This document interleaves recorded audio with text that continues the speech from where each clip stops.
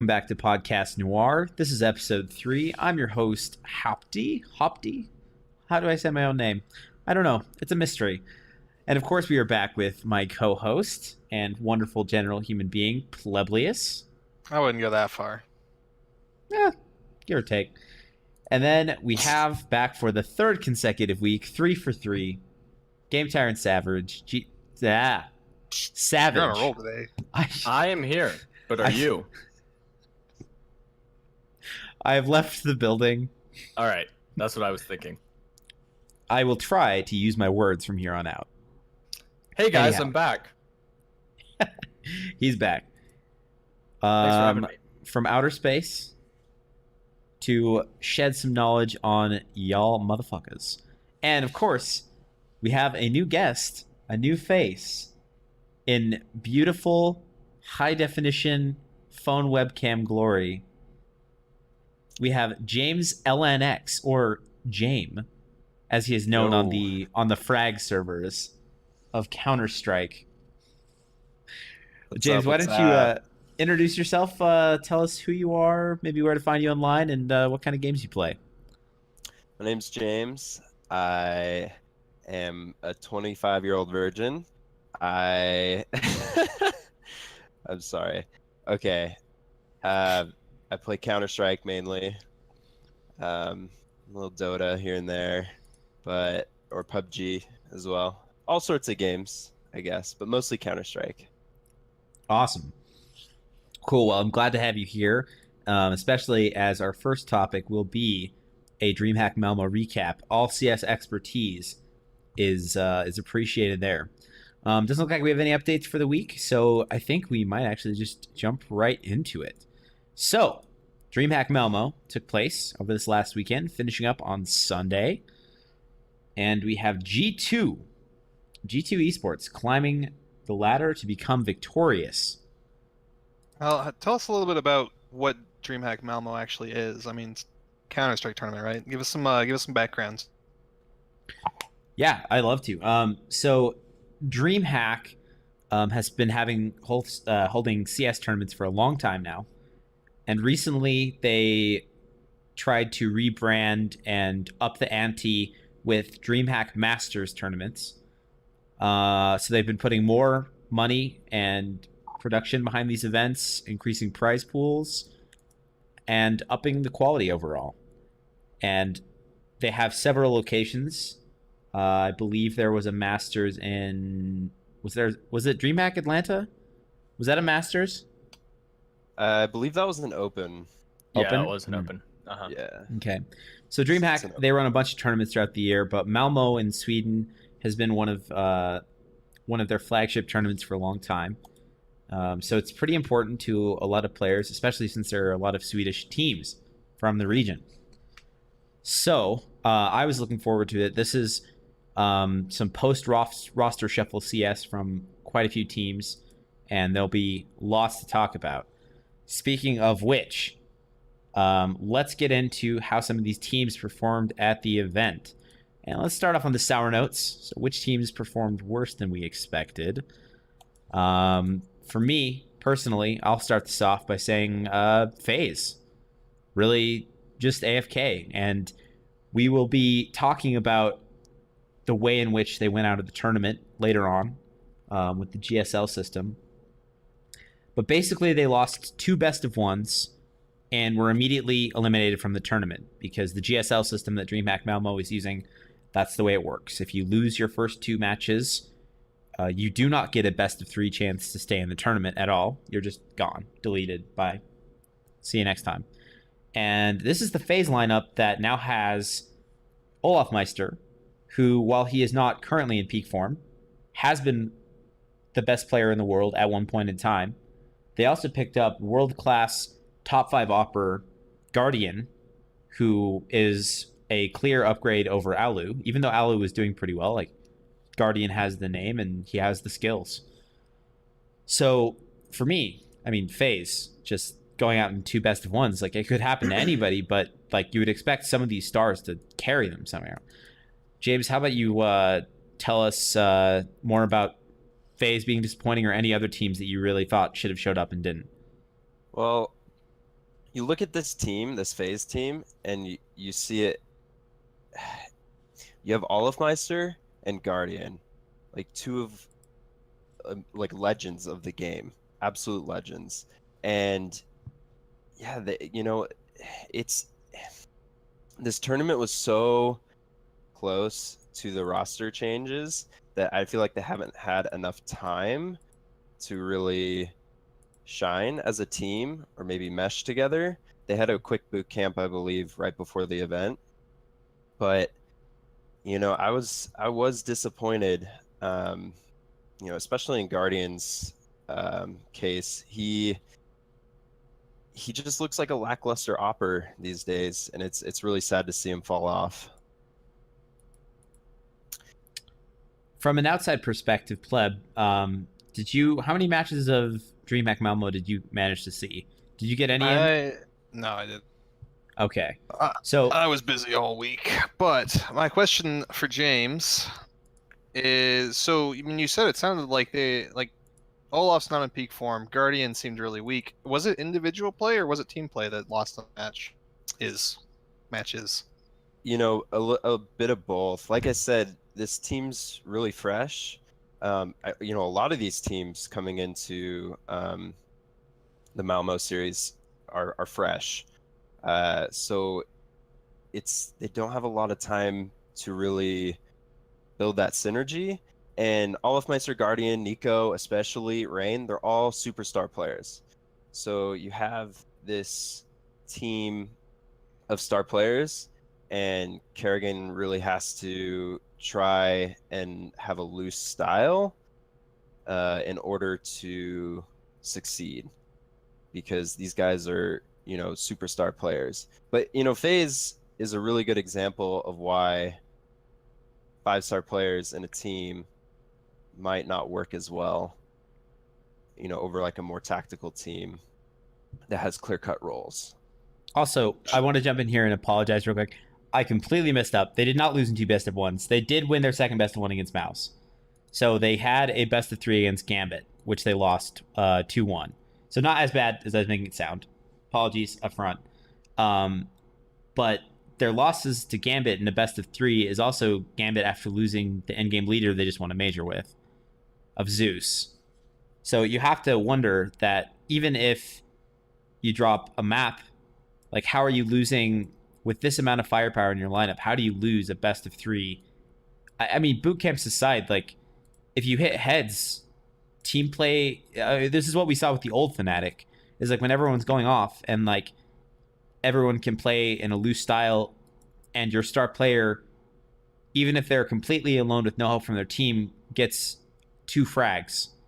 Any of your star players, because every person on the FaZe lineup, except arguably Kerrigan, has incredible. They're incredibly lethal, right? Well, I just don't necessarily think that that's how Counter-Strike works anymore. I mean, there's a reason that the Fnatic lineup doesn't work in the current form of CS. I think that teams right now are too strong, especially on the tactical side, for teams to come in and just rely on raw firepower. I mean, teams like Gambit are shutting down teams that rely on firepower a lot.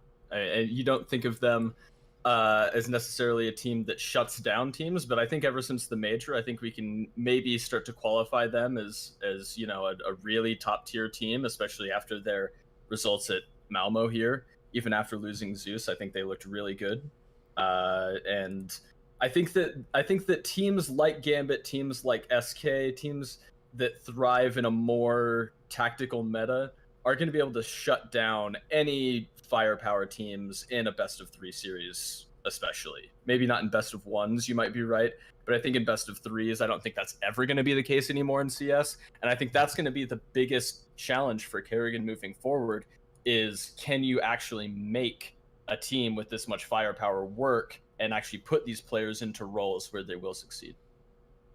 That's a great question, and I'm not sure if he will be able to. I think that they definitely need to figure out who is going to receive resources from the team and who is going to step up and be giving those resources. Who's going to be the guy throwing flashes? Kerrigan can't be everywhere at once. And clearly, Some of the other things that I found interesting is on their CT side nuke specifically, I noticed that Kerrigan was holding ramp room by himself, and he had Guardian lurking around the heaven and heaven, hell, and sometimes outside area, as a lot of operas do. But even at the best scenario, he's still at least 4 or 5 seconds away, right? So you have arguably the weakest fragger holding down one of the toughest areas of the map. And I mean, you have to sit here and think, like, if he isn't going to be able to at least get one kill, like if you're going to be solo holding ramp, if he can't get at least one kill or can't delay long enough for Guardian to get there and assist, they're losing that weak point every time. And Gambit was exploiting that. Yeah, Kerrigan was 15-21 in that nuke game, 58 ADR, and a .83 rating. I mean, it just shows, that he was getting shut down, and everyone else on phase had 20 plus frags, but when you have Hobbit going off 33 and 16, the 103 ADR, it's not much you can do when you get shut down, especially on nuke. Why were they in that position then to have one of their weakest players solo holding a fairly important spot? This is I don't know, and especially because it's the brains of the team that is clearly putting himself in that position. I mean, actually, it could be possible, some speculation here, that Kerrigan did what no one else wanted to do.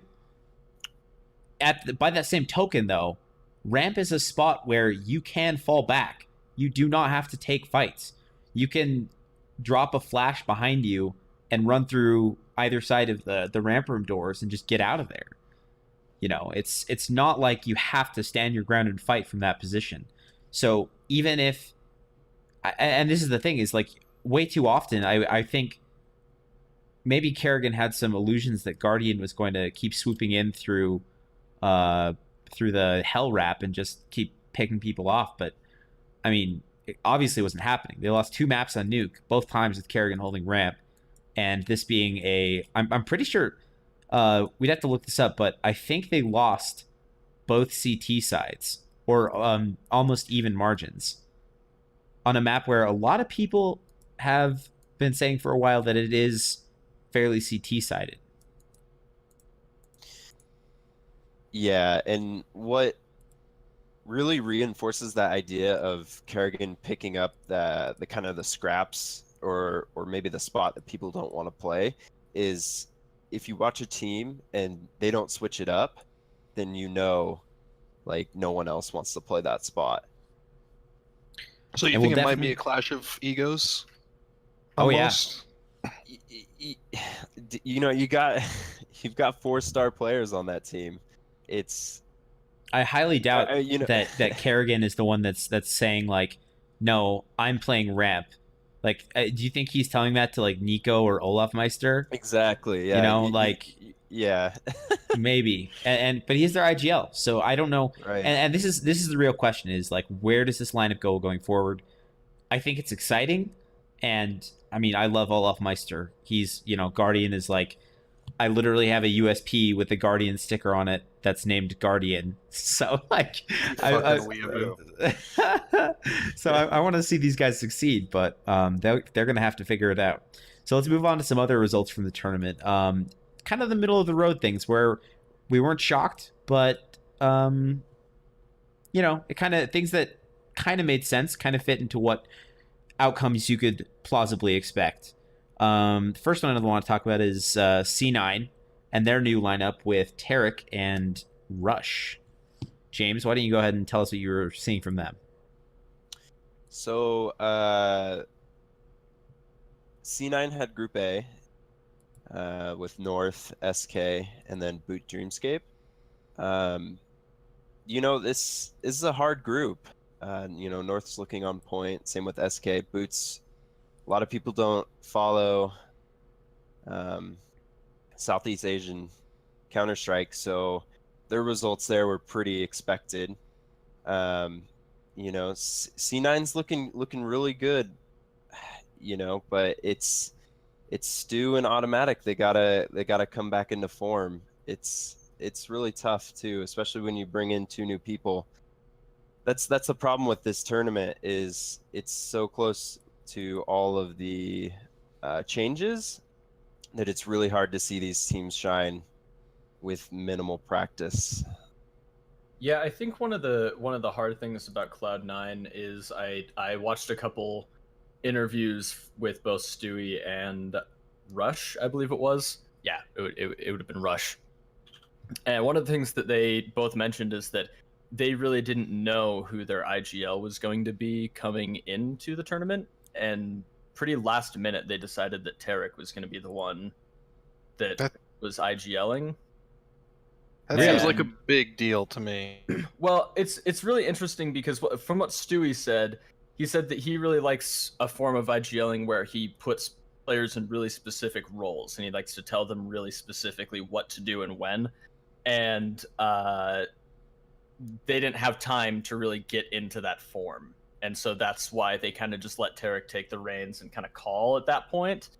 And I think that's definitely a big thing to take into account here when you look at Cloud9, especially in this tournament, and particularly the next couple tournaments coming up. Like at ESL 1, are they going to be there? I don't even know what teams are going to be at ESL 1 yet, but looking forward, I think is going to be more interesting if Stewie does continue to take over the IGL role and put the players into really specific roles and take over that way. As far as the firepower goes for Cloud9, Tarek was performing far better than any other player. I know that Sure. he had a fantastic rating, and so at least on an individual level, they were putting him in a position where he could succeed. So maybe he was getting all of the spots that he wanted on maps, and perhaps once again, this is other teammates having to sacrifice. So if Automatic has to give up a spot to Tarek, then perhaps that's one reason that his fragging was less impactful. And they did end up going out losing in a best of 3 to SK, which, I mean, SK has been top 3 team in the world for over a year, so that's not exactly a huge surprise. And they were put in that situation by losing a best of 1 to North, who is also looking pretty good. So, I mean, they can't really blame them for losing that best of 3 series. So SK losing to G2 in the quarterfinals, this may have been surprising to some people, but this is, after all, the French super team. We have been expecting a good performance from them for a while, and Shocks and Kenny S were both, and Apex actually, were all performing very well from what I saw, and they ended up beating SK in the quarterfinals in a best of 3, which is fantastic. Yeah, quick shout out to my boy Thorin, who said that SK drew their kryptonite in G2. He said that on Twitter right when it happened, and yeah, he called that really well, actually. And I myself actually was a big critic of G2 even up to the tournament until they won. So that's pretty much my bad. So good for him for calling that. Yeah, and it's awesome to see the G2 guys win a tournament. I think we all know how hard and motivated, or how hard they're working and how motivated they are. So I think it's awesome to see them win an event. I don't think SK is going anywhere, and I don't think this reflects too poorly on them. So, interestingly enough, for me anyways, the teams that I thought did better than expected at this event were all of the teams that made it to the semifinals. G2, arguably, yes or no, but so Gambit still making it into the semis of a major by beating Astralis 2-0 in quarterfinals. And this is with Fitch instead of Zeus. And does anyone know who's IGLing for them? It's Adren. It's Adren now? Yeah. It's if you don't mind, I'd love to go into Gambit, because I really like these. Oh, please. The Gambit team. This is your time. Man, coming into this tournament, I had very, very low expectations for Gambit. They just, like HawpT said, They just lost Zeus. That's a huge blow. That's the IGL role, completely obliterated and passed on to a player who has never IGL'd before. So you come into this tournament thinking, okay, you're going to see a really loose play style. You're not going to see a lot of setup executes or anything like that.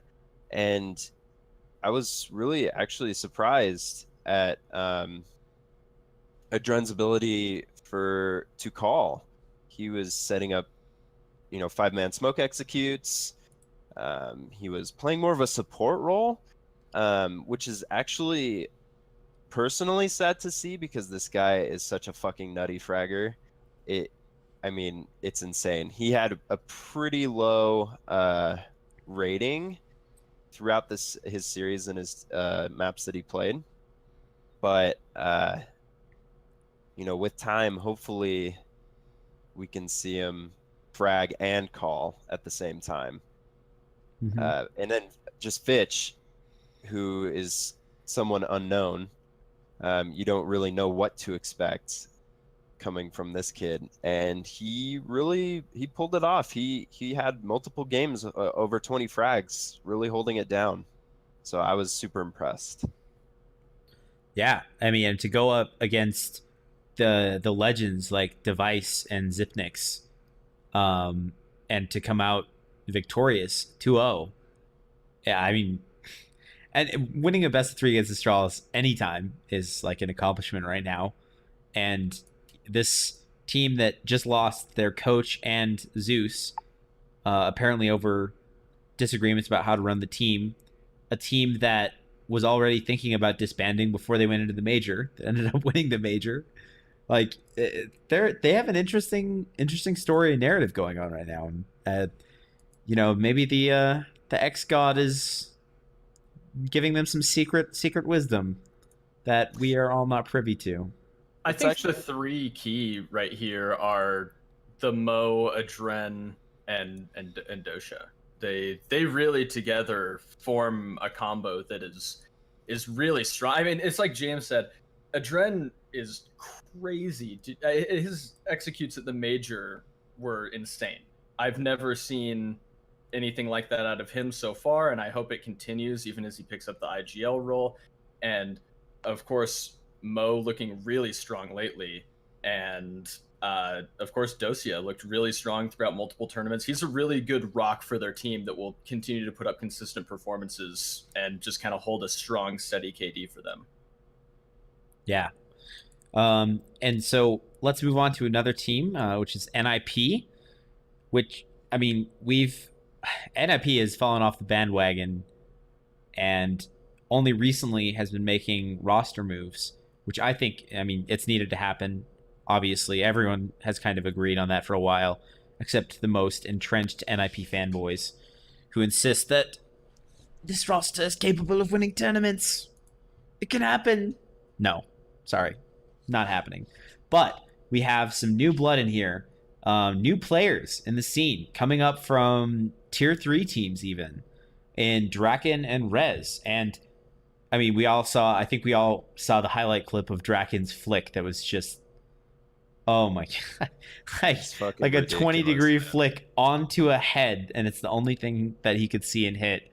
1v2 to clutch it out too. With an op. And the crazy thing is they probably would have lost that map.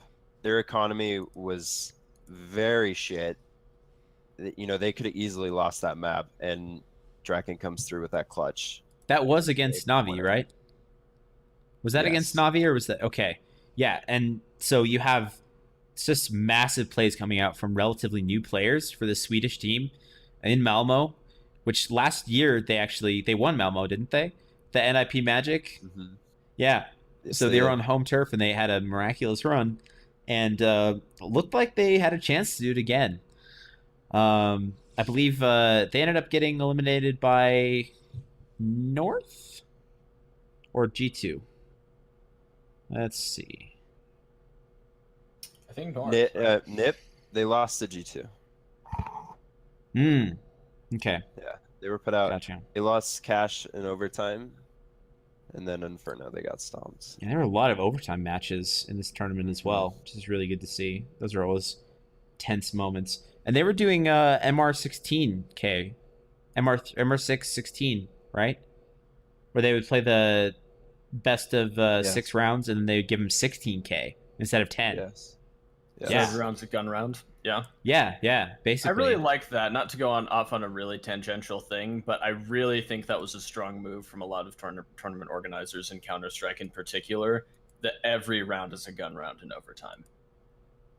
Well, it definitely rewards the teams that have good T sites in overtime as well, and not necessarily punishing them as much for losing the first T round,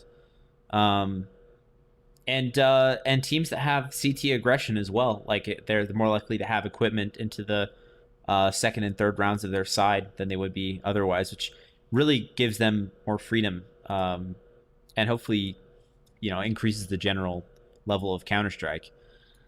I want to make a correction real quick. It was actually against Gambit, and they did lose in overtime. It was the other CIS team that they played. I'm watching it. No, it was G2 in the semis. They lost to. Or I'm sorry, I was talking about Draken's Flick.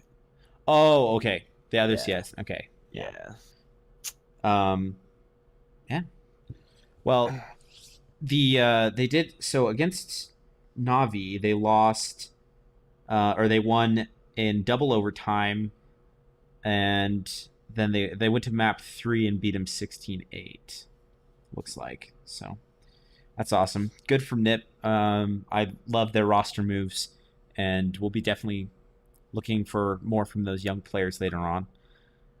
North, who has also been struggling, made a roster move. And this is just the tournament for roster moves. The player break, whew, you saw so many people shuffling around. And this one actually surprised me a little bit. Magisk boy being replaced by Valde, who was previously playing on Heroic, I believe. Yes, that's correct.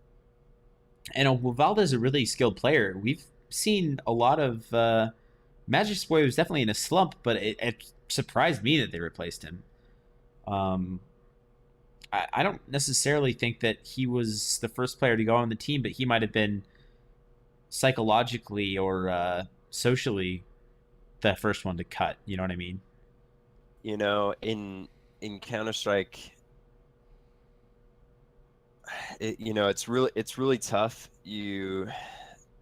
Magic's boy is a really insane player. He's a great player, but he had many tournaments where he was just, below par. And you can do the thing that Nip does and, try and write it out, or you can make a quick roster change and hope for the best. And I think in North's case, it really paid off. Absolutely. Yeah, and Config, was he like 1.33 rating or something like that?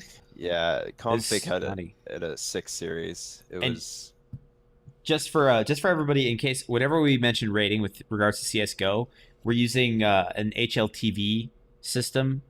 So HLTV.org has a rating system to rate Counter-Strike players. It takes into account like kills, bomb diffuses, entry frags, clutches, all this kind of stuff, and kind of pops out a number. And anything above 1 is good. Even slightly above 1 is good. So 1.3 is that's getting into nutty ranges. And the fact that he was able to maintain this, playing probably 10 maps throughout the tournament, is just nuts. Yeah, he had a 1.71 rating on Inferno, which they lost 16-12 to G2. And he's still just slaying. At 106 ADR and 29 frags, it's utterly insane. You then look at the rest of North's the rest of his teammates, 14, 15, 13, 13. So if any one of his teammates would have stepped up in that map, could have been gone to a third map. That's for sure. This is probably how they won a lot of the series they did in the tournament, is other players did show up. Config doing his thing, doing his magic, doing his magisk. Maybe. Yeah. And then MSL comes in and on the second map with 21 frags. Yeah. With Config against 16. It was just kind of a disappointing. I was a bit disappointed in the finals. G2 definitely looked like they had it under control, especially on the second map. Mm-hmm. But that first map, man, it's like, can anyone back up Config, please? Yeah, absolutely. All right, and let's move on to the ultimate highlights of the tournament, which is G2 triumphing in the tournament and also winning a best of 3 against SK in order to get there. And finally triumphing over North in the grand finals. So they had wins against SK on Inferno in overtime, 19-17, and Mirage, 16-11, after losing the first map too, which is always good to see because that means your players, after dropping a map, are still in the series and able to pull it back and take control. And we saw some nutty results in here. For instance, on map 2 against SK, the 1917 finish, Apex had 39 frags, and he is an entry fragger for the team, which means that he is typically the first person to make contact with the enemy and is used as a battering ram. And you don't usually see entry fraggers getting insane stats because their job is to open up a bomb site instead of, and if they die, that's to be expected almost. Like you Just to get the info. Yeah, Apex is the player that is probably going to die in more rounds than any of his other teammates. So seeing stats consistently throughout the tournament, but also on a map like this against one of the best teams in the world, 39 as an entry fragger is just nuts. And some other strange things that happened in that map was Phelps, who is kind of the second or bottom 3 in the team for sure for SK, had 36, while coldzera, the best player in the world, had 17. So I don't know. I didn't get to catch this map personally. James, did you get to see any of it? Yeah, he was just getting shut down everywhere. And I think this goes, to the player break. You really see who kept their performance or who fell off. So if you take a month off, you're gonna come back rusty, right? Yeah.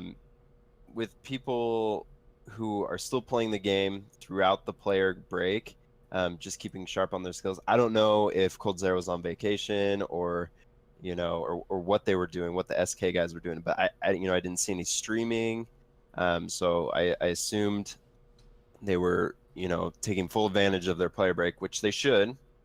It's there for a reason, but you just come back rusty, and you can really see it in their play. Awesome. And real quick, before we wrap up talking about G2, I want to highlight Kenny S., who is the MVP of the event.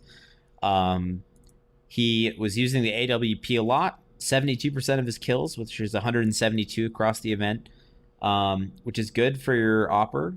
And the fact that he managed to have such high frags, and he's using the AWP, which means their team is performing well, because you're getting the AWP into his hands and he's delivering you kills and rounds with his very, very, very flick-based, fast-paced opping, which is so fun to watch. For an example, his next closest weapon in terms of kills was the AK, which had 20 compared to the 172 op kills he got, which is just kind of nuts.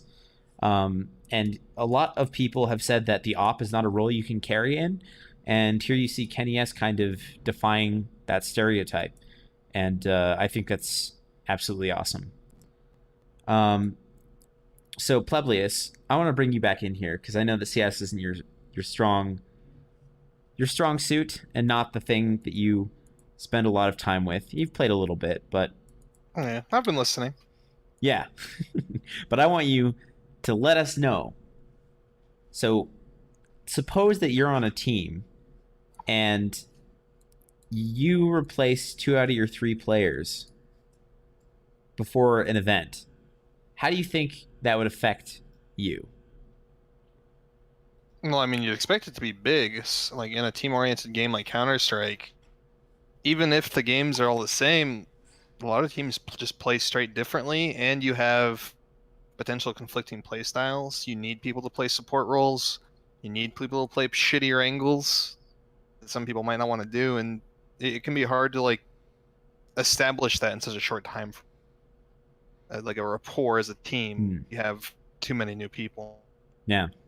And Savage, what would be the number one thing you'd be worried about being a roster, one or two or more roster changes going into these early tournaments? Well, probably the biggest thing that you have to look at is what roles get replaced, right? I think replacing bigger roles tends to seem like a bigger deal, but actually historically, if you look at the people that replace like their IGLs and things like that, they typically do pretty well the first or second tournament that they have that new momentum in the team. New energy? Yeah, I think so. I think that's probably something. But then if the team isn't going to succeed, they tend to fall off pretty quickly. Yeah. So I mean, sadly, FaZe is my favorite team, but I think that kind of happened with their first roster right before they made a couple roster moves right now. And I find it really interesting. I was really hoping to see them perform really well once they did it again. Well, Change there's a couple things around and win a couple or get to the finals in a couple tournaments in a row, maybe. Yeah, I mean, and that's that. I mean, as far as roster moves, like this is something that people would have written about on forums. Like, can you imagine if FaZe could pick up? You know, you put like people assemble dream teams of players that would never actually happen, and then a team like FaZe comes along and it's like, oh, we'll pick up Olaf and Guardian on top of having Nico and it's cool Rain, because who are some of the most skilled players in the world. Yeah, it's cool because a team like FaZe can, right? Because they all speak English. And that's something that we'll continue to see happen. I think Optic is doing the same thing with their new lineup. And so, I mean, we'll see how it works out in Europe. Obviously, in North America, we don't really have that problem. But in the European format, it's a little bit different where not everybody necessarily speaks English. So really interesting to see. We'll see if that still messes with their chemistry at all. I think that was still that's still a big factor that limits FaZe, actually, I think, is that cultural differences are really big. And I think it's something that I want to see more of, but I think it's something that's also really difficult to do from an organizer standpoint, from an org standpoint of trying to get players together. It's a really big risk for them to take. Well, most teams are mono-national, aren't they? Yeah. Uh-huh. Yeah, and every once in a while, for instance, Nico is Serbian, and he was playing on a German team for a long time. When Mouse had more German players, but even Mouse now, they're spreading out as well. And you're seeing, I mean, 5 different nationalities there. What if, like, I just find it hard. Like, what if there was like a Bosniak player and then Nico is a Serbian? And you try to put him on a team? Nico is Bosnian. What? Okay, somebody, hold on. All right, I'm gonna look it up. A Serbian player. Yeah, YNK is the only Serbian player I know of. I can't imagine putting both of those people on the same team, or like a Kosovar, or putting like a Russian and a Ukrainian together. I feel like there's just so many nationalist tensions still in Europe that that could be hard. Even with younger people to game? Well, you gotta think, like, you know, Serenica was 20 years ago. There's people, like... Their parents may have died. Yeah, exactly. Or an uncle or something. But I mean, Kosovo was only 15 years ago. I mean, at the end of the day, that might make things a little harder. But I think a lot of these players, especially with Counter-Strike, are probably respected more for their performance than their nationality. I mean, I've never heard any. I've heard a lot more about fans than teams. For instance, all the guys on VP, like, I think everyone that I've ever heard talk to them or have an interview with them has said they're super nice guys. But some Polish fans, likewise Brazilian fans, have done and said some very kind of outrageous things. And that's, I mean, you know, you obviously don't want to see that. but when you're building a roster, and I think so. Pleblius, let me bring up one last thing here, which is that the reason why I think this is happening is because you saw a lot of shuffles happening before within one country, where you'd have the French shuffle or the Swedish shuffle, and it's the same 10 or 15 players just getting recycled and reassembled, and sometimes it works, but honestly a lot of the times it's underwhelming. So I think a lot of these players are finally saying, I want to take my Counter-Strike to the next level. The best way to do that may be by picking up somebody that doesn't speak my native language and will just speak English. Well, no, I definitely agree, especially for the European scene. Yeah, NA, we don't really have that problem. Nope. But we still suck. I think. Yeah, that's the problem. I think it's the same in. I know Dota too. Most of those teams have mixed nationalities. I don't know if it's kind of the same in League. No, because in League, I'm trying to think actually, who are the big European teams? I think there's a little bit of mix, but they're generally pretty. I'd have to look it up. Yeah. The weird thing with League is that a lot of European players actually come to North America and play. That's happening more in CS because the money is there, and there's I don't know if you want to say a talent vacuum in NA, but players get sucked over here, and it's happening more frequently. So, yeah, I thought Dreamhack Malmo was an interesting tournament, being so close after the player break and all these roster moves, getting a first window into how some of these things may be shaping up, but definitely not the best indicator of what we're going to see down the road. So moving on to our second topic for the evening, we're going to be talking about kind of the way that organizers run tournaments, specifically based around the GSL system that was used in Dreamhack Malmo, and comparing and contrasting that system with other systems, and maybe coming up with an answer for what we all think might be the best way to run tournaments in the future. So for those of you who don't know, GSL is a system where you have 4 groups with 4 teams, and you could make this bigger too, and then you have people best of ones drawn. So everyone plays a best of one, and then the losers play a best of one, and the winners play a best of one. So winners play winners, losers play losers. So every team plays 2 best of ones, and then the team that goes 2-0 automatically qualifies for quarterfinals, and the team that goes right, Jaem? Or do they have to play a best of 3 winners match? I'm pretty sure they play a best of 3 winners match. So the team that goes, okay, so the 0-2, oh my gosh, GSL is kind of weird. No, I don't think that's right. I think that you just go 2-0 and get out. And then the 1-1s play. Oh yeah, the 1-1s play. The 1-1s play a best of 3. Okay, so if you go 2-0, right, you get out. If you go 1-1, you play the other 1-1 team in a best of 3. Mm-hmm. Yeah. And if you lose twice, then you're eliminated. Yeah. So this is a group stage where, let's see, what's the total number of matches played? You play 8. The most you can play is 4, right? Well, there's 8. So there's 2 best of ones is so there's 16 total in the best of 1 phase. Best of 3, right? And then there are 4 best of 3s that happen. No, I'm not talking about per team. I'm talking about total. Oh, sorry, Savage. I'm trying to say break this down in terms of how long it takes to run the event, how many matches are played that's total. What I'm saying. The most matches you can play is 5. He means the entire tournament. Yeah, right. Okay. In the entire tournament, that's a little bit higher, but not much. No. I'm sorry. I'm not talking about one team. All the teams, all of their matches combined. Yeah. Gotcha. You're right. Yeah. So there's 8 best of ones, 8 best of ones, 4 best of 3s, which can max out at 28, right? Before groups. So you get through a group stage with 28 matches played across, the maximum 28 matches played across 16 teams. I'm going to write this down. 28 over 16. Probably should have done this beforehand, but just thought of it now. Good idea. Okay, so when we're going to analyze other systems, we should probably keep track of how many games it takes on average, or the maximum number of games it can take you to get out of your group stages, so we can have an idea of how much time this actually saves us.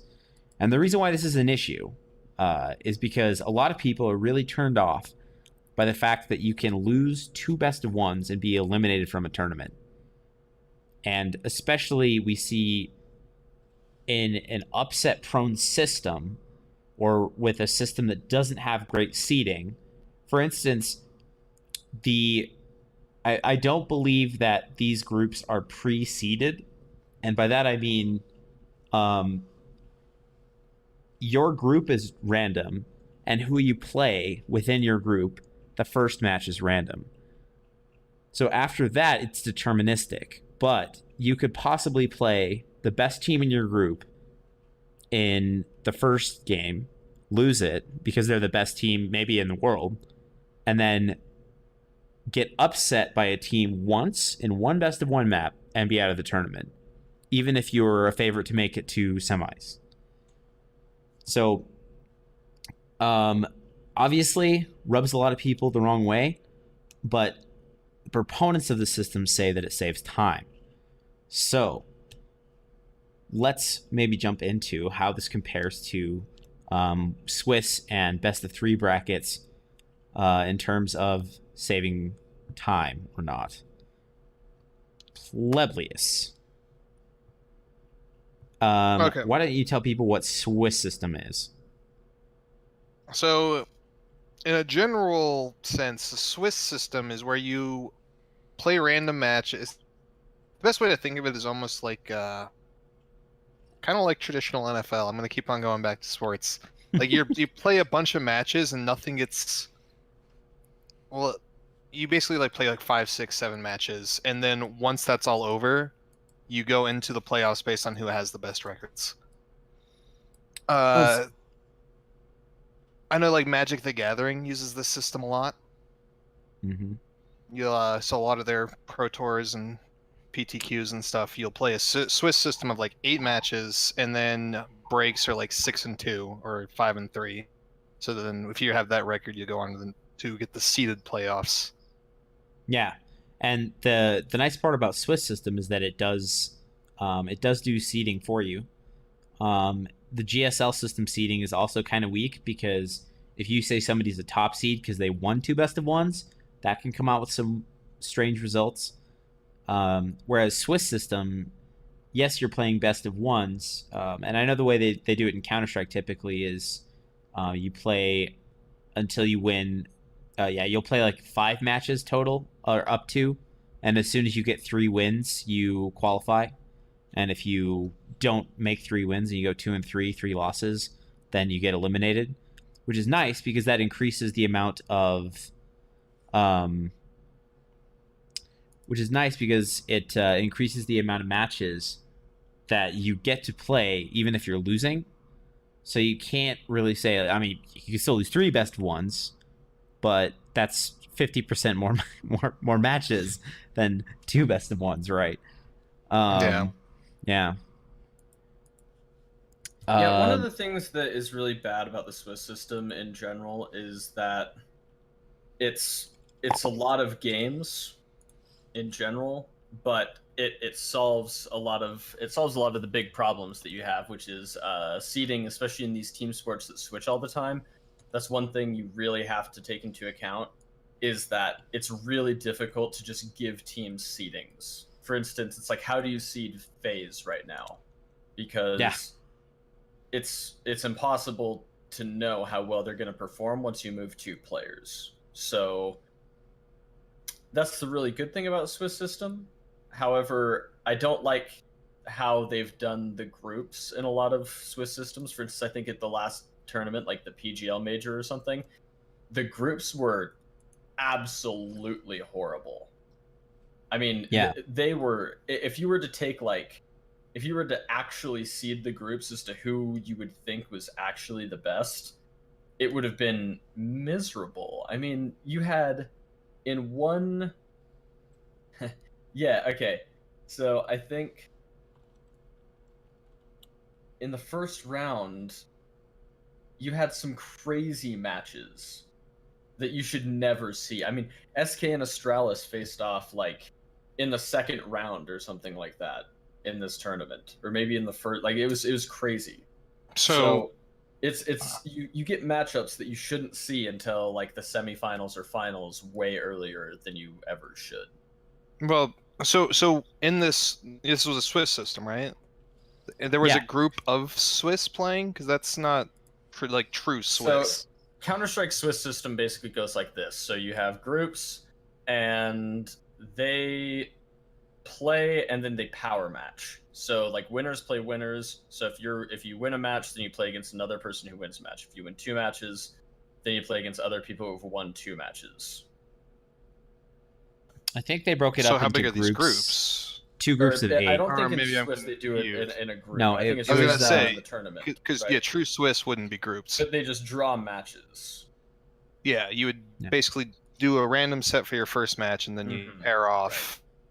James, Right, we got right, you right. back in here, by the way. Yeah, that's Hey, that's yeah, sorry traditional about that. Swiss. Grab your webcam back up, man. We'll get you on there. And yeah, so you see a lot of really early matchups that if you were to actually seed the tournament, you wouldn't see. So some tournament or some people just got horrible runs that you would feel so bad for any team playing against.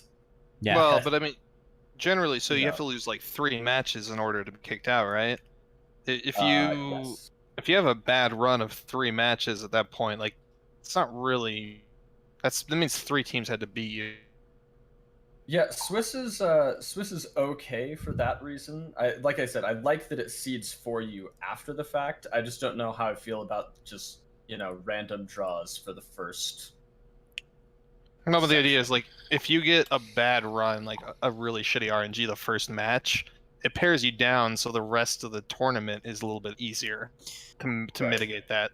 Yeah, there's 2 big issues, and I apologize about my webcam. I'm not sure what happened there. My audio was cutting out and had to quit Discord, bring it back. I don't see the option. Anyways, to get back on topic, there's 2 issues. There's seeding, and then how do they determine matchups for round 2, 3, and 4? It's not really an issue because chess has an established elo system that ranks players accurately, but that's not in the case of CS:GO. Well, you can't do that in any team game. Like Yeah, again, the roster changes. Yep. Yeah, exactly. How do you do that? So One thing that I might support is perhaps like a round robin tournament format. That's something that is popular. For instance, like PAX Arena just did this with Smash players. They had a Smash Invitational where they invited a bunch of top players and they did round robin group stage into a bracket. So the thing that is really interesting is that you would actually, if you did a round robin in the format, like if you took the GSL groups basically, and you did a round robin format with all of them, so they all play 3 games, right? So it's basically the Swiss system, but Best you of would once. seed the players beforehand or the teams beforehand, and then Sure. you just have a lot more chances to win. Basically, it's the same idea as the Swiss system. But again, we're going back to seeding the first round is impossible. I don't agree with that. I think that a lot of good points have been brought up by a lot of top Counter-Strike analysts as to how you could possibly go about seeding the Counter-Strike teams. There have been a lot of good suggestions as to how, and I won't go through all of them right now because there's a ton, but I mean, just one off the top of my head is get together top analysts to have them seed Counter-Strike teams going into events. but Yeah. people might. So I feel like that's too meta. I feel like once you get into the games, like I don't know, I feel like randomness is the best thing. Like having people choose is always so subjective. Yeah, there might be a case for bias there, but people hate randomness too. Like, Well, I mean, that's kind of the thing is that a case for bias only holds up until you have so many people making a decision, right? that's true. That's true. I agree with that. yeah, Yeah, but again, it's just subjective. Like even if everybody agreed, the reason they agree might be wrong. Like it's just the old thing that there's only one fair force in the universe, and that's chance. Perhaps. Well- I think that the big problem with pure randomness is that, yeah, you do get things that happen that are really unfortunate, like what happened at the PGL Major. Like a lot of the first round draws and second round draws were really poor to see that early. Well, Like, so there like are things that you don't want to see in best of ones. And Well, it's the reason why you ended up having Gambit and Immortal winning when they aren't anywhere near, well, getting to the finals. They don't both win, but it's like the tournament format helps teams like that get further, which I don't necessarily know if I like from a spectator's point of view. you don't Yeah. like the chance for the upset. It's not just that. I mean, it's the fact that big teams that shouldn't go out have way too big of a chance to go out early, because just the way momentum works in Counter-Strike in particular. Like, it's really easy to say, well, you had 3 chances, right? But if you play SK and Astralis in your first 2 rounds, like, do you really think that you're going to have the momentum to go in and win a 3rd round? And not just, like, lose? It's just, that's kind of my point, is that you have really tough first and second round draws that you don't want to see best of ones, necessarily, and So they're it's- kicking out top teams. Hypothetically, if you seeded, would you seed 1 and 8, or would you seed 1 and 2 together? You'd seed 1 and 8. You would seed 1 and 8.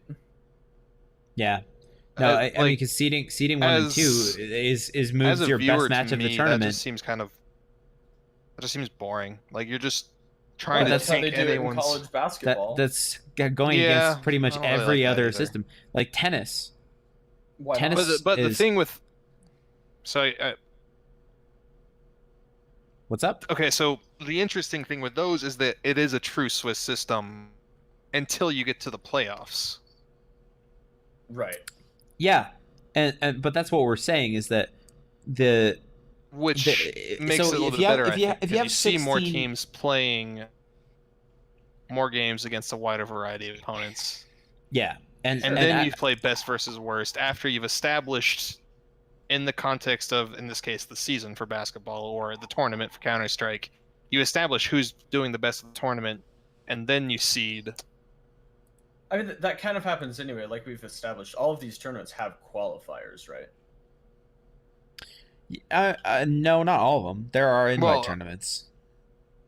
Like the Dreamhack Masters I think we're is an invite. debating two There's, slightly. but let me I mean, drop some kind more of. knowledge on that's you. kind of the Hold thing, on, though, hold is on. that, like, you have these teams and they play a bunch of different tournaments throughout the year, and that's kind of like a season for them in the current way that it works. And we've kind of had a discussion about this a lot of times. But all of these tournaments have qualifiers, so anyone can kind of play in them, and that's why it's really difficult to establish. Well, how does the qualifier work? And I'm anyone gonna can qualify for Uh, basically any event. I'm No, gonna but how steer do us you back qualify? onto You the sign up, you pay, you go, you compete, and if you win, you go to the tournament. Compete in what, though? I'm It's asking. an online specifics. qualifier. Like it's basically just like, just like it works, just like the tournament format, basically, right? I don't know exactly how Okay. it works because I've never done Well, it, but I don't know if they bracket you or if you play in groups, or I don't know how it works. I assume groups it just varies with so many widely, but people. I'm gonna try and wrangle this But, back in because we're getting yeah, and then they Can you guys just- hear me? You go through the qualifying process just like you would any other tournament.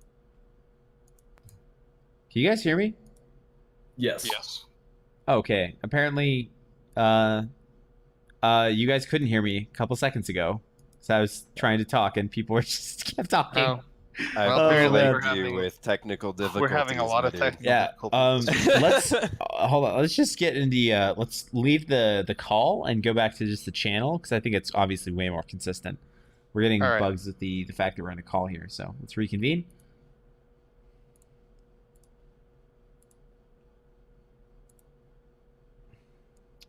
Okay. We're missing James. I know. He'll figure it out in a second. He'll get in here.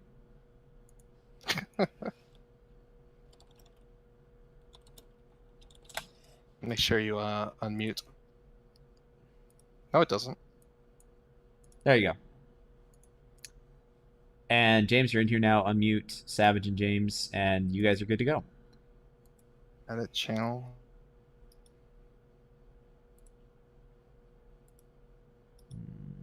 Let's see. Oh, just here, jump up channel, guys. Okay. Little mid-show hiccup, but we're back on track. And I'm gonna wrangle us back on topic here, boys, because we are straying. And we are talking about seeding in a way, but let's talk about seeding as it pertains to the strength of group stages seeding for brackets in these tournaments. Now, I'm gonna drop some more stats on you guys.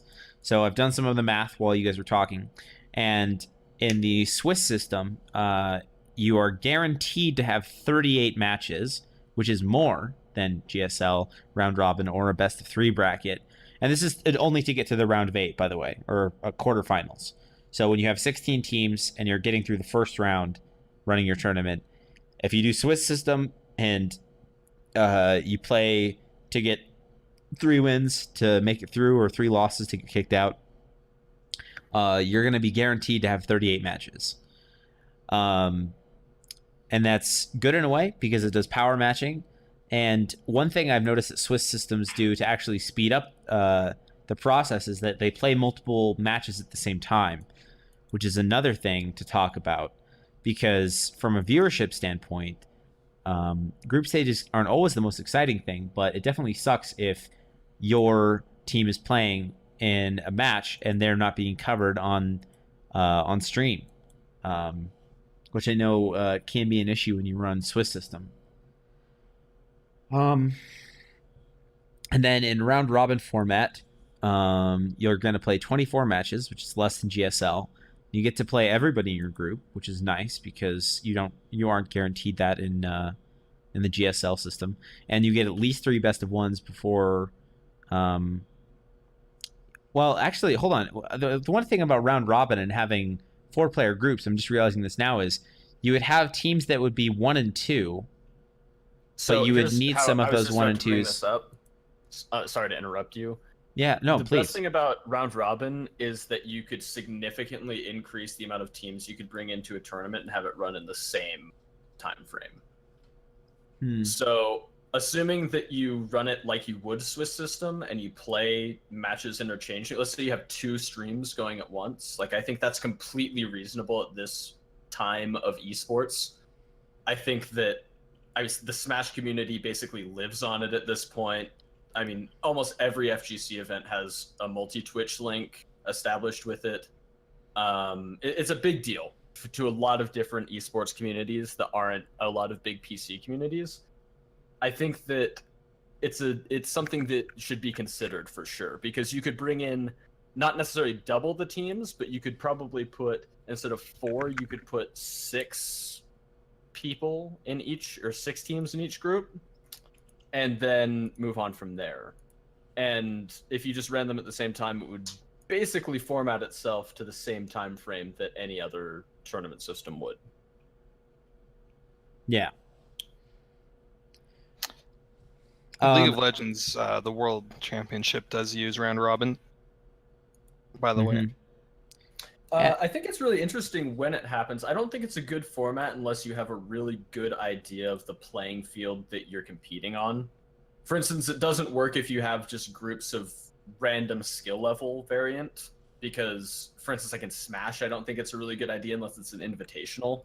See, you have a really huge variant of skill, and you'll have like 1 or 2 players per group that will win every single match, and then everyone else will win about the same level of matches. It's really strange. Yeah, I could be mistaken here, but I think with League, they actually use a combination of Swiss and then round robin and then single elimination. So like the LCS season is Swiss, and then once it gets to the World Championship, it is round robin for the first group stage, and then after that it goes to quarterfinals. I really like that. I actually think that that's a really good format for a season and a tournament format to run in. Yeah, I agree. I think, well, I'll come back to it in a sec. So one thing that I want to bring up here too, though, it's a little weird about something like round robin is, and at least the concept of playing best of ones as it pertains to Counter-Strike is there, because Counter-Strike has map pools where, yeah, I mean, that I think that's the reason why in Counter-Strike specifically best of ones becomes such a big issue, is because And it that's lowers your team's skill requirement because you only have to be good on 3 maps as opposed to being good on 5, say. so when you're Um, saying best of one, is that one match of 3 maps or is that one map? that's one map. Okay, I think that's just a bad system. So I think the biggest thing that you could do to solve that is just have every tournament run with multiple streams. I mean, think- I don't know about oh, you no, guys, no. but during the season of like ESL, there's definitely a match I'd prefer to watch one over the other. Well, almost kinda every know. sport and esport does that. I mean, Yeah. League has 3 different Twitch channels running when it's playing at like the World Championship in group stages because they're doing all 4 at the same time. And I mean, okay, so in a perfect world, what I would do is do best of 3 Swiss in Counter-Strike, where you play the best of 3 maps and you do a Swiss system that way. And it would take a lot of time, but you would play all of the matches at the same time. And as soon as your winners were ready, you would go on to the next one. And you could pump out your group stage in, I mean, 2 days, which is less time than it takes now. Because I think most group stages end up taking 3 anyway. Especially, like, and that's all just because they want stuff on the same stream. And I don't know. I mean, League definitely has more money in it than Counter-Strike does in terms of production value. So maybe they can afford to have those streams up while Counter-Strike can't. That's another. Would you analyze, like, would you have a main desk and then maybe show some uncasted streams for different matches? Maybe like have a premium or like a highlight stream for like the big team that everyone wants to see, and then show I off don't think streams for production, your main cost is like your casters and stuff. Casters are pretty cheap in the grand scheme of things for a major production. For instance, I mean, paying a caster a few $1,000s a day to do a high quality production, most casters, especially for Counter-Strike and everything like that, you could have casters blowing down the doors to try to commentate things like this. It's not like you'd have to pay them $50,000 each So- for Oh, a but event. that's It's that's something that's pretty low cost in that comparison would to be the overall introducing cost of production. that would be introducing like a B list, right? Where you would have Sure. or a second tier stream, which is what Publius was saying. Kind Yeah. of, but he kind of suggested no things, but I'm not saying Well, that's exactly what you were saying. And No, that I there's was no I other was option for literally what you're just saying. asking. Yeah, no, Like, I think that the big cost for production is like the stages and everything like that, and the actual event center renting and everything like that. Those are your main costs, and those are the things that are really expensive. Setting up multiple streams and everything, I think that actually just brings more money into the I feel like into it'd the be scene. better because if someone doesn't want to watch a match, instead of just like not watching the stream for an hour or two and waiting for their team to play, they'd be watching the whole time because their team is always playing. And their And you have team is going to multiple have at streams. most like an hour and a half break between matches. But let's also, I mean, here's the thing though. So say that we're playing best of 3 Swiss, like that means that players could end up playing, I mean, or Counter-Strike anyway, could end up playing almost 9 maps in a day, which would be nuts. I mean, that would be so taxing. Well, I mean, as a player, what do you think, James? 9 maps a day, like is that too many?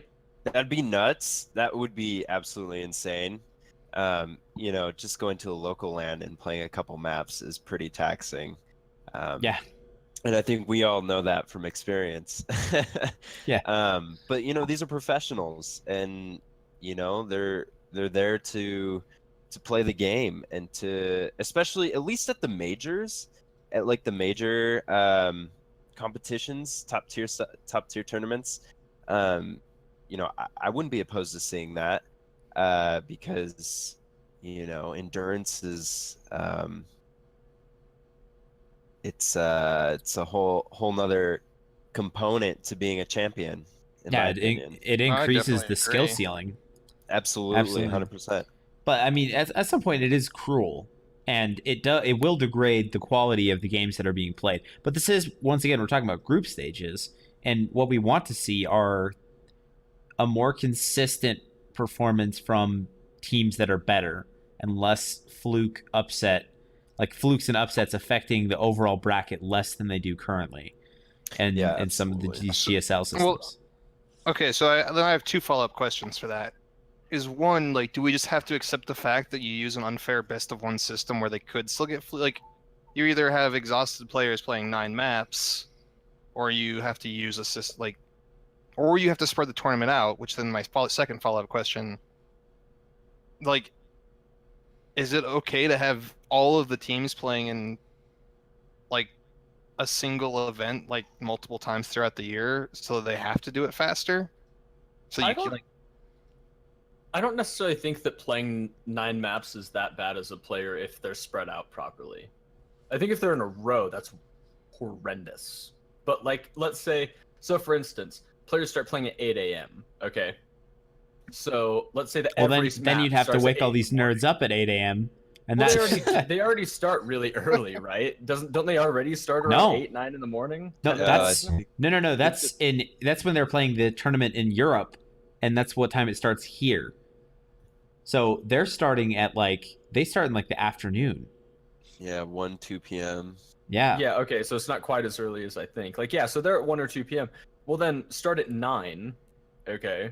And if we start at 9 in the morning and everyone plays their best of 3, so let's say at most you play 3 maps there, and then certain teams you might have to, let's say that your teams that only played 2 maps, which they would finish first anyway, then they would be your first players to play your next best of 3, right? And so they would have a slight break, maybe waiting for the next team, but it wouldn't be that long. Then after that best of 3 for those teams, they take a large break, hour, 2 hour, 2.5 hours, something like that. And then they might come back and play their third best of 3 for that day. And that's really not that unreasonable to me. I mean, does that sound that bad to you guys? They could take a 4-hour break and it would still be okay. But then you're still Well, there but- from 9 a.m. to almost midnight. Yeah, Well, and that's no, but you have a big break. You can leave the place, right? You have a scheduled match. And I mean, I'd say this from my experience in Smash tournaments. If you are in winner's bracket, for instance, and you have big runs, you might have a 2 or 3 hour break as a player. And Smash tournaments go all day. I mean, all day. You're there at 10 in the morning, and normally you're not gone till 7, 8, 9 o'clock at night. And to me, that's not that bad. If you have a really big break, you leave the event, you get some food.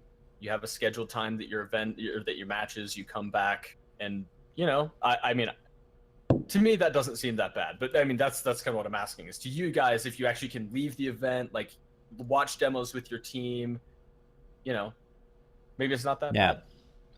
I mean, Yeah. and maybe not, because it is one tournament. But how much onus does the tournament organizer have to consider the fact, what if there was another tournament the week after? Well, that's not the Well, teams to decide. yeah.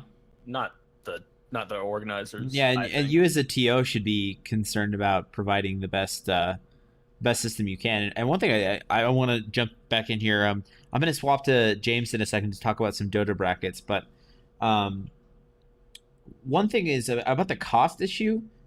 Having multiple streams is always way less expensive, because the most expensive thing in a tournament is adding a day.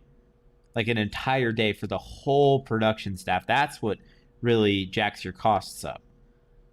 Is paying everyone to be there for the entire day. That's, I mean, more so than having an extra stream throughout the entire event, because at the end of the day, that's only a fraction of your personnel cost is having an extra stream.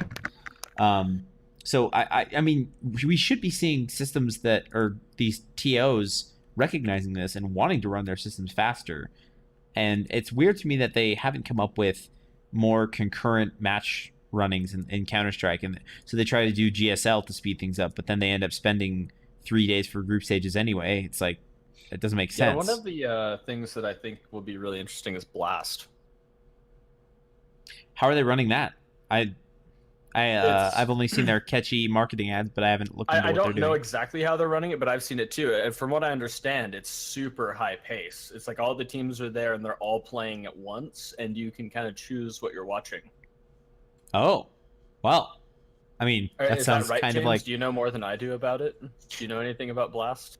I actually don't. I have not seen. I'm just gonna do like a anything about quick here. Blast. yeah. Pro Google that up. Series. And James, in the meantime, why don't you tell us about these Dota brackets that you're Yeah, watching at sure. TI? Absolutely. So I really like TI system. Their group stage. The is, International, by the way. TI mhm. stands for the International. It's the big Dota 2 tournament of the year. All the 18 teams are divided into 2 groups where they play in a round robin format. And all matches are played in a best of 2. The top 4 teams in each group advance to the upper bracket of the main event. The bottom team in each group is eliminated. The remaining teams advance to the lower bracket of the main event, which the main event then consists of the 16 teams playing in double elimination format over 6 days. 8 teams being in the upper bracket, 8 in the lower bracket. First lower bracket round is best of 1, grand finals best of 5, and then all the other rounds are best of 3. I see this as a really good indication of skill, at least in the way CS:GO is. No one likes to see those best of 1s. Yeah. And because no teams are eliminated in the group stage for Dota 2, its system is superior for reflecting the actual form of the teams. Yeah. So the group stages is only used for a seeding of sorts, right? Exactly. Yeah. It gives more chances for the better team to advance. Well, didn't you say And the bottom team gets eliminated?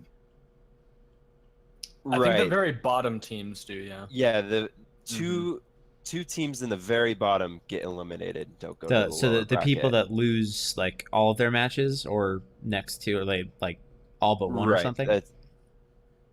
Yeah, Basically, that's yeah, all of them. Yeah, okay. That lose all of them. Yeah, all their but like matches. you fucked up. Like get out of here. You right, know. you're playing best of 2. Yeah, and you lose. Like for But example, those are best of 3. Those are best of 3s as well, though, right? All of those We matches. said best of 2s. Best of The 2s. group is best of 2s.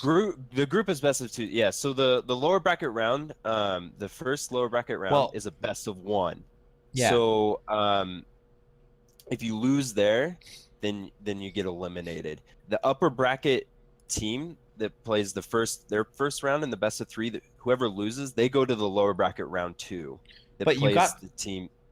You got to play a lot of matches before that, though, that put you in the losers bracket, right? Right. Yeah, that's the Yeah. group stages. Yeah. Yeah. Mhm. So I there's mean, the yeah, upper bracket seed and the lower bracket seed. I think it sounds awesome. It'd definitely be weird in a game like CS to see that play out across, like with the way that map pools work, and bans. But I mean, Well, they're I able think to do a lot in the TI because they do it for so long. It's so long. Right. It's a long tournament. That's the thing. It's a long tournament. That's why they're able to do it like that. Is because it runs longer than any Counter-Strike tournament. hmm yeah. By a lot too. And that's why I'd like to see it at majors. I don't necessarily need to see this format at Dreamhack Malmo, or like a lower tier tournament, but for a major, it should absolutely be Do you something think that more that's like what this. Valve is moving toward with what they're doing with the only 2 majors per year? Do you think that they want to do something maybe a little bit larger scale for majors going forward? Yeah, I would hope so. Valve, if you're listening, please.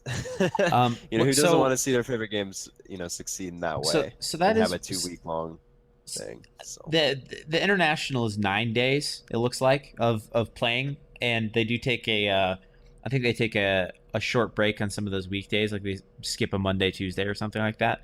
But I mean, at the end of the day, it's like that's only 4 more days. So they basically add on the group stages, right? Because because the main event is 5. The brackets are 5 days, and the group stages are 4. So, I mean, yeah, I completely agree. I think for a major tournament that's happening twice a year, or once a year, then I'm all for it. I'd love to see that. That'd be hype.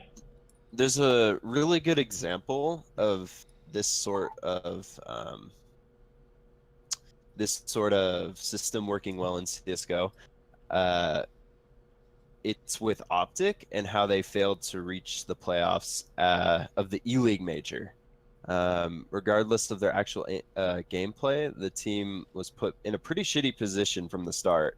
Optic's victory at E-League Season 2 and their second place finish at ECS Season 2 were ignored, and their team drew Virtus Pro in the first round, and after losing to VP, they drew Astralis, the best team there. So they were in a real shit situation from the beginning just because of their draws. You know, they just got an unlucky draw.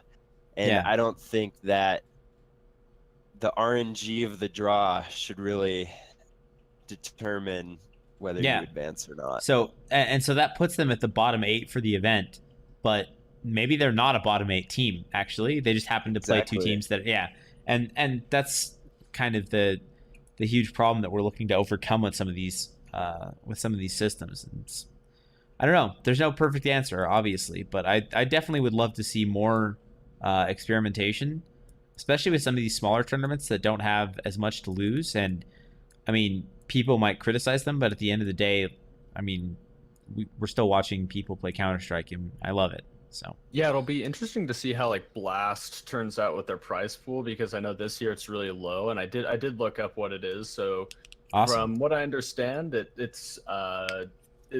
have 6 teams that are invited, and then they they play a round robin, and best of 1 round robin. The top 2 teams move on to the grand final match, and the grand finals will be a best of 3 match. And then the 3rd place team will choose another opponent for like a grudge match, I guess. It's kind of cool. I think that's a cool idea. And the winner of that takes home an additional $10,000. So That's really interesting. so the first prize winners is only 125,000, which I think is an okay prize pool for a tournament of this size. But it's not something that something like this, I'd love to see a huge prize pool for in the future, 2 or 3 years down the line. I'd love to see $1 million prize pool and kind of make this like a grudge match kind of ordeal where a bunch of teams that have grudges are invited or something like that. That kind of seems what they're trying to set up here. A second prize is 50,000 and third is 25,000 with the shot at an additional 10, it looks like. Cool. Wow. Yeah, I mean, they've been doing. I mean, at least the one thing I can say about Blast is that they're hip with marketing. So yeah, I love that. Gotta love that. Their commercials aren't shit, so maybe they won't run a shit tournament. I don't know, but marketing is different from organizing a tournament as well. On that note, Gamers Paradise, all about the marketing, and then the tournament's total shit. So yeah. All right, and speaking of, this is a perfect segue about new esports events popping up. Is this actually leads exactly into our third topic here, which is we're talking about established esports events such as Dreamhack versus newer esports events like Blast. And I think Savage has an excellent intro and background about a new tournament that's happening in Salt Lake. What do you tell us about GTX, Savage, and some of the issues that have been going on and surrounding that tournament? Sure. Yeah. I'm sure you guys have heard me talk a little bit about GTX from the past couple times I've been on. One of the things that has been happening is that GTX has really low ticket sales for your typical Smash Major. It is going to be considered, I think, considered an A-tier event on the PGR list, which is the second highest rank that a tournament can hold as far as how many top players are there, how many attendees are going to be there. So it's still going to be a large event, still going to be a major event, but you would expect from a event like GTX you would definitely expect S tier turnout, which is the highest level of tournament, specifically because of the prize pool. It's the second largest prize pool I think that's ever been offered in Smash, and Wow. the turnout is incredibly low. I mean, we're looking at, as far as ticket sales, when we first did our research for the cast here, I think it had 300 tickets sold, and that was for competitors. And this last check that I just did, I just ran through it real fast. It looks like over the past 2 or 3 days, they've had 70 additional entrants, which is really good. So they've added almost an additional. So You what know, are we talking about? Like 40%. as far as like attendees for an A-list tournament, what is average? Depending on the event, so the best event, so to give you an idea, so Shine, which was a major that was just a week ago, it had, and it's a melee major. It's mainly a melee event. It had around 1,300 melee entrants alone, which is about Wow. quadruple what are entered at GTX right now. Yeah. And then and the prize pool is also, I think, about quadruple what Shine's prize pool was. Jesus. And then the same case is for Smash. I think that at Shine there were about 700 entrants, and Smash 4 is doing a little bit better at GTX. They're up to about 200 entrants total. Cool. So hopefully it continues. I mean, we still have a couple weeks left before the event, and registration stays open until a few days before the event. And so, you know, they've definitely been plugging it a lot, but it's really interesting that the turnout's so low. We'll make sure and have links to all this down below as well. So if you're interested in checking this out, if you're a Super Smash Bros. Player, you want to get involved in this, I mean, you don't have to go. How far would you have to go in brackets to actually come out with a little bit of the 30K prize pool? Not as far as you might think. I think they're doing top like 32 get prize of some sort. I don't know if it's part of the pool, but they have a bunch of different cool prizes, a bunch of awesome sponsors. Game Throne is, I think, the major sponsor of the event. So definitely going to be giving out some some free shares through the event and everything like that. There's a ton of money going into the event. I think $500,000 or $600,000 total has been poured into the event, renting out the center alone. That's awesome. Plus all of the prize pools and everything like that. There's over $100,000 in total prize winnings between all of the esports events. So definitely a crazy, crazy big event, and hopefully continuing to gain traction in the future. With a bunch of different headlining events. Cool. And does that cost money to sign up? It does. For so competitor fees competitive? right now are like $70 for entrance, or $75, which is really typical for a game like Smash and a tournament of this quality. And then spectator passes are $40 as well. Awesome. Well, I'm definitely planning on attending, if not just to support you and some of the guys there. I think it'll be fun. I haven't been to an event like that of that size, so don't really know what to expect, but I'm looking forward to it. Will you be playing, Savage? No, I won't be playing. I'll be doing exclusively commentary. I'll be doing commentary for Smash 4, Melee, Rocket League, and maybe some Injustice. We'll see. Oh, wow. Look at that. That's awesome. Looking forward to that. Yeah. So kind of bringing this back to the reason this is an issue is because Savage has been telling us about a lot of the players in the Smash community are hesitant to attend. Possibly because this is a new tournament, possibly because prize pools for other new tournaments that claim to be offering ridiculous sums of money, the tournament runs and then the money doesn't show up, right? And clearly people must have been burned before or felt, like the tournaments let them down. And that's why they don't necessarily want to attend this. But I mean, to me, that's such a weird attitude to have, because if I want to see my scene grow, the worst thing I can do is not attend an event. The only reason I haven't gone to the last couple Counter-Strike lands in Utah is because I've literally been out of town, unfortunately, and they're only played like once every 3 months. But I really want to go to those because they've been struggling with attendance, and like part of that, I mean, I've been out of town, is, part of that lies on me not supporting my community so that I can have a game thrive in my area. Yeah, I mean, here's the biggest problem, I think, as far as events like this are concerned for the Smash community, and you guys might have some different opinions as far as other communities are concerned. But the Smash community in particular has a really difficult time with payouts in general, and not just not getting paid, but for instance, you'll see players on Twitter calling out different event coordinators because it's been months since they've received or should have received money from these events. And it honestly is a little bit ridiculous because, like we've talked about, Smash is such a community driven game, and so all the money comes directly from the community. It doesn't have any money coming directly from the developer.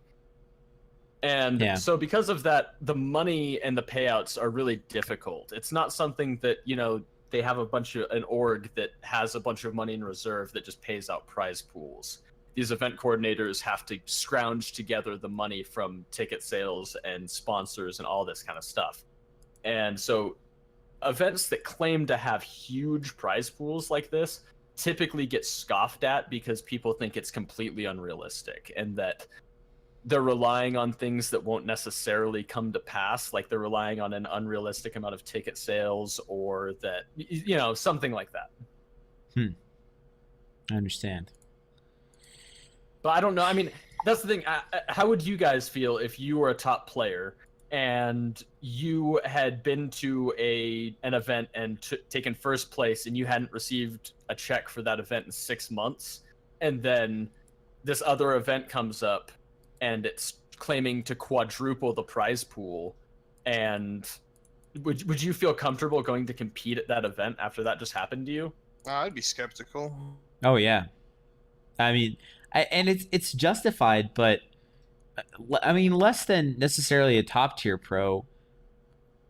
So help me. I mean, obviously Salt Lake is not the biggest metropolitan area, so registration is probably going to be lower because people simply won't travel, right?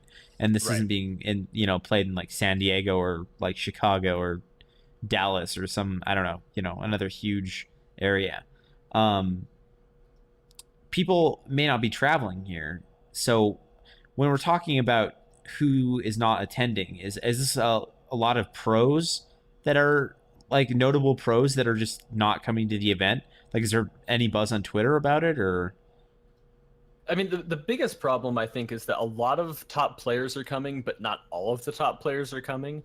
But a bigger thing than that is, a big thing in the Smash community is that even as a not top player, you're okay to travel to events. And it's a little bit different than other communities because it just kind of seems like everybody loves to travel to these events. It's almost expected that if you have any type of figurehead or any type of pull in the community at all, that you just attend every large event. And so that's kind of where it is right now. And unfortunately for things like GTX, first year events, I think, have a really hard time. For instance, I know a lot of events in Texas, like Low Tier City and things like that, they have a really hard time getting going the first year or two that they start. And then after that, now they're attended by every top player and have the same amount of attendance as your big tournaments.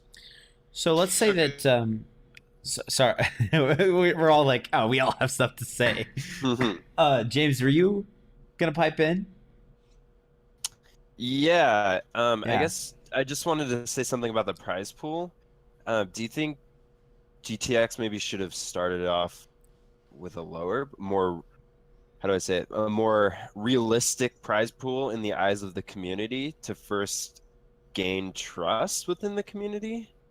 I think it's hard to say yes or no to that question because and I'm sure I'll have HawpT include a link in the YouTube video.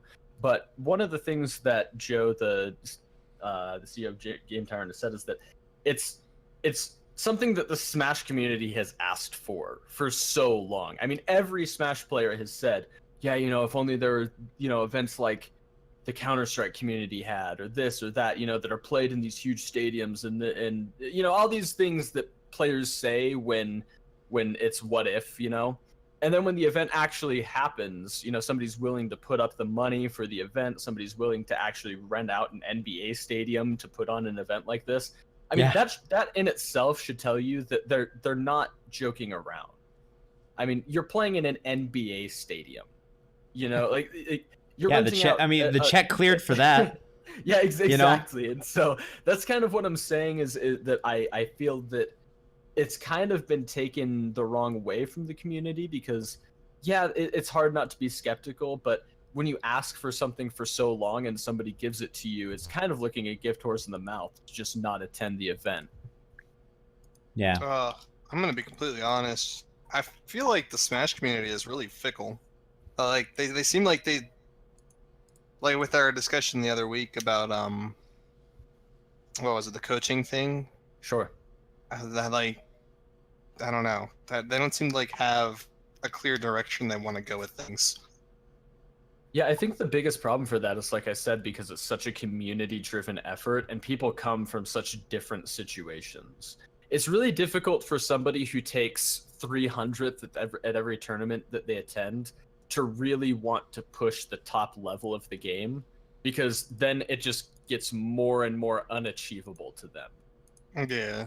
And so that's kind of, I think, the problem in the Smash community, where I feel like you don't see that in Counter-Strike so much, because it's actually really hard for me to pinpoint. I'm really trying to think of a good reason that it's different in other communities than it is in the Smash community, because I feel like other communities realize that what's best for the top level typically trickles down.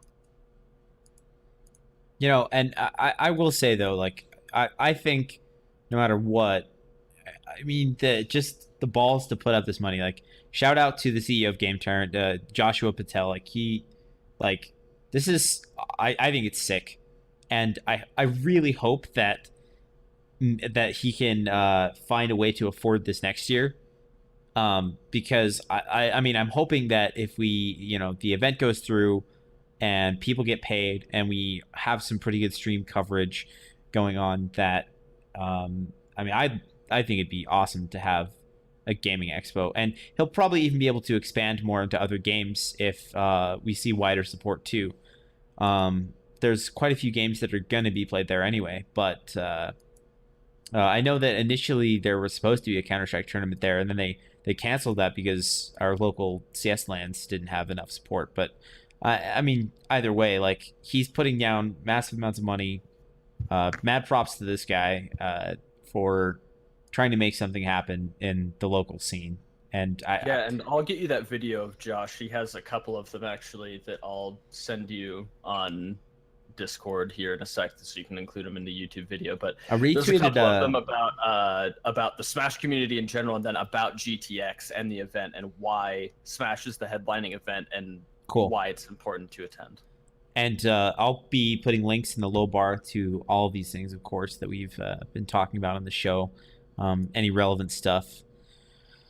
I mean, obviously, if your new tournament is, I mean, you hate to see it fail because lack of interest. Because if that's the only reason that it fails, it's not really. I mean, it's not a good reason. It's one thing if people show up and everything, and then it's ran poorly or prize pool money doesn't come through. But I just really want people to give these a chance, so that we can have good events succeed and make it, and possibly end up replacing events that are not doing so well, that have been around forever, because they're the only things around. I do know that James, maybe you want to talk about Fragadelphia a bit, and that's it. Fragadelphia is an interesting kind of an interesting example of a tournament that's been around forever but hasn't exploded in growth wise, but has been really successful at the same time. Yeah, Fragadelphia, started as a small amateur tournament, local LAN for people of the area. It was never a large entity from the beginning, so it did have time to grow. The reason why I like it is because it stays true to like they don't have a massive prize pool or anything like that. It's a $35,000 prize pool. It really showcases a lot of tier 3, tier 4 NA Counter-Strike, and it really helps teams grow. You know, players get picked up all the time. You know, Teams get from these exposed to sponsors. right. and- You know, they get exposed to sponsors. They get exposed to, you know, top tier teams looking for, you know, new talent. Academy teams go. CLG Academy was there at Frag 11. So, you know, it's something that, and it's community ran. It's, Yeah. you know, which is really great, and which is what I think GTX is trying to do, is be kind of like a Fragadelphia for the Smash community, and really, you know, take their game to the next level. Yeah. And we really do hope to see them succeed. So we are going to cut the show a little bit short tonight. I do apologize that we're going to be missing out on about 20 minutes here, but c'est la vie, such is life. We only had a limited amount of time for this episode. So I'd like to invite you guys to plug anything you want to plug this week. Other than, of course, we'll be linking to everything down in the low bar. Maybe, James, is there anything else you want to plug as a guest on the show? Any final words? No, thanks for having me on, man. Appreciate it. It was a good time. Sorry about the technical difficulties, but Oh, right. It's not your fault. So I think we worked around it pretty well. So awesome. Savage, anything you want to say? Yeah, a couple things. First thing, I'll obviously check out GTX and Game Tyrant and any upcoming events that we do. The other thing is I recently got a contract with the lower level Counter-Strike team for us doing some commentary for Intact eSports. So check them and myself out on Twitter at GT_Savage with a 3 and at IntactGG for their Twitter as well. Awesome. Pleblius, I know that you are tired and you must retire. No, I don't have anything to plug this week. We had a little bit of technical difficulties coming into this episode, and we probably noticed them in the middle of the week, or in the middle of this episode. But we should have those ironed out. I'll probably, hopefully, have a webcam up for next week. So hopefully, praying. Yeah. Or whatever you choose to do if you're a religious person. Like, I don't think any of us are. Yeah. This is You wanna go there?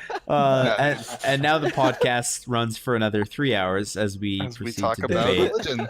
Yeah. So, and I also I don't really have anything else to plug this week. I'm also I think we'll have to showcase our new media layout next week. We'll be more prepared. I think we're gonna do some imagery and videos mid-show. We have the topic highlighting this time. Yay! Which is awesome. Slowly making improvements to the show. And hopefully we'll be providing I'd like to get into some more philosophical topics next time. But we'll retire and we'll debate that, and we'll come back with episode 4 with a vengeance. Oh, yeah. It's So. going to be beautiful. Stick around. Awesome. Okay. Thanks a lot, guys. Once again, thanks to GT Savage. Thanks to James Lennox. This has been episode 3 of the Podcast Noir podcast. The Noir... I don't even know. I have to figure that out. Well, yeah, but like, It's a is it the Podcast Noir podcast? Or is this, I know, sorry, I messed up. Okay, let's redo this. Thank you for tuning in. This has been episode 3 of Podcast Noir. Just cold cut. Just cut it off there. Stop. I love it. All right.